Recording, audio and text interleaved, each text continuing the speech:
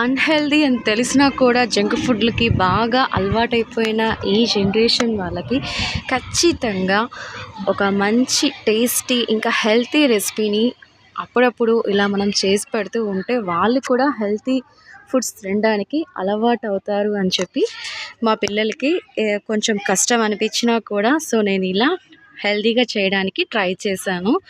ఇదైతే live fish తీసుకొనొచ్చాను. ఇందులో పిల్లలు కొన్ని చిన్న గేలాలకి అలాగే కొన్ని వలలకి వేసింది అవ్వడం వల్ల కొన్ని చనిపోయి ఉన్నాయి ఆల్రెడీ అప్పటికే.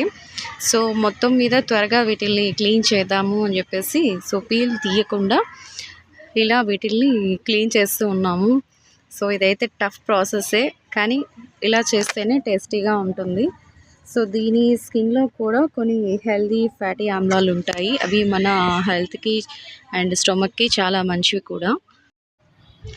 అందుకనే కొంచెం కష్టమైనా సరే ఇలానే వీటిల్ని క్లీన్ చేయాల్సిందే అని చెప్పేసి కొంచెం నైట్ అయిపోతుంది, త్వరగా చేసుకుందాము అని చెప్పేసి అందరం కలిసి కూర్చున్నాము.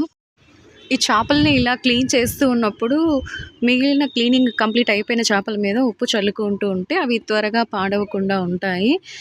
మొత్తం మీద ఇవంతా కూడా ఎక్కువగా ఒక 3-4 టైమ్స్ బాగా ఉప్పు వేసి నీట్గా కడిగేసిన తర్వాత ఫైనల్గా చేపలు ఇలా ఉన్నాయి.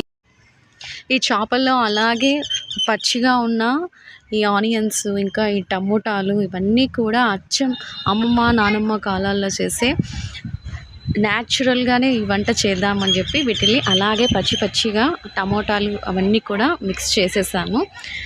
అలాగే ఉడికించేటప్పుడు దీంట్లో ఈ కారము ఇంకా చింతపండు పులుసు ముందుగా నానబెట్టి ఇవన్నీ కూడా క్లీన్ చేసుకొని వాటిని అంతా కూడా చక్కగా ఇలా మిక్స్ చేసేసాను.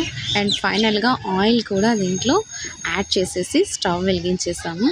ఇది ఇంకా పొయ్యి మీద కూడా చేస్తే ఇంకా చాలా టేస్టీగా ఉంటుంది, కానీ అప్పటికి చాలా నైట్ అయిపోతుంది అని చెప్పేసి స్టవ్ మీదే పెట్టేశాను. ఇది ఉడికించేటప్పుడు కొంచెం దీంట్లో తెల్లగడ్డ కానీ యాడ్ చేసినట్లయితే తెల్లగడ్డ కొద్దిగా కరివేపాకు స్మెల్ కూడా కొంచెం బాగుంటుంది, నీసు వాసన కూడా లేకుండా.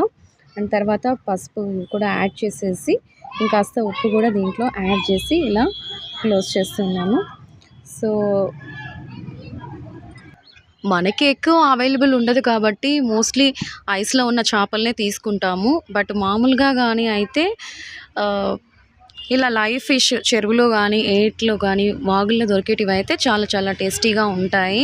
అవకాశం ఉన్న వాళ్ళు విలేజెస్కి దగ్గరగా ఉన్న వాళ్ళు ఈ న్యాచురల్ టేస్ట్ ఇవన్నీ కూడా చాలా ఎంజాయ్ చేస్తూ ఉంటారు. వాళ్ళ లైఫ్ నిజంగా చాలా బాగుంటుంది.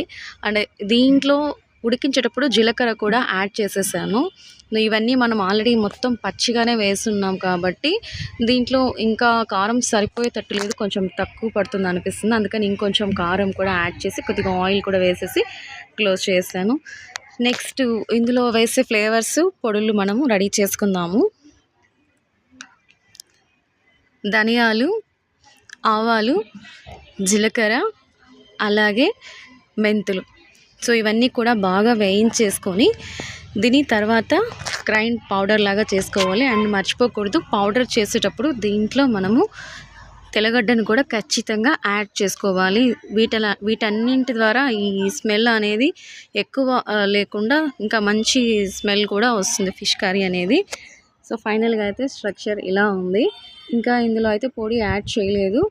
కొంచెం బాగా చేపలకి కారం ఇవంతా కూడా పట్టిన తర్వాత దీంట్లో పౌడర్ కూడా యాడ్ చేసేస్తున్నాను. ధనియాలు జీలకర్ర పొడి ఇది యాడ్ చేసిన తర్వాత ఫ్లేమ్ అనేది కొంచెం సిమ్లో పెట్టుకొని ఇవంతా కూడా చేపలకి బాగా పట్టేలాగా ఉడికించాలి. అండ్ నేనైతే చూపించడానికని గంటితో ఇలా కలిపెడుతున్నాను. బట్ మనము కొంచెం ఎక్కువ హాట్గా కలిపామంటే ఈ ఫిషెస్ మొత్తం కూడా విరిగిపోతాయి. అండ్ ఫైనల్గా అయితే ఇలా వచ్చింది. ఇది చేసేలోపు రాగిపిండి సంగటి కూడా ప్రిపేర్ చేసేసాను. ఇప్పుడైతే రియలిస్టిక్గా నిజంగా అమ్మమ్మల తాత కాలంలో ఉండే హెల్దీ ఫుడ్ రాగి సంగటి ఎముకలకి మంచి బలాన్ని ఇస్తుంది. అండ్ డైజెషన్ పరంగా అన్ని విధాలా కూడా చాలా చాలా హెల్దీ రాగిపిండి.